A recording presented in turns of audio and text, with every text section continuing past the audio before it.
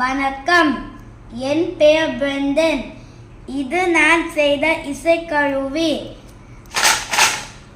நாங்கள் காட்டுக்கு போறோம், சுத்தி பார்க்க போறோம். எங்களோடு சேர்ந்து கொள்ள யாரெல்லாம் வரீங்க? அங்கும் இங்கும் பாரு, நல்லா உத்து பாரு.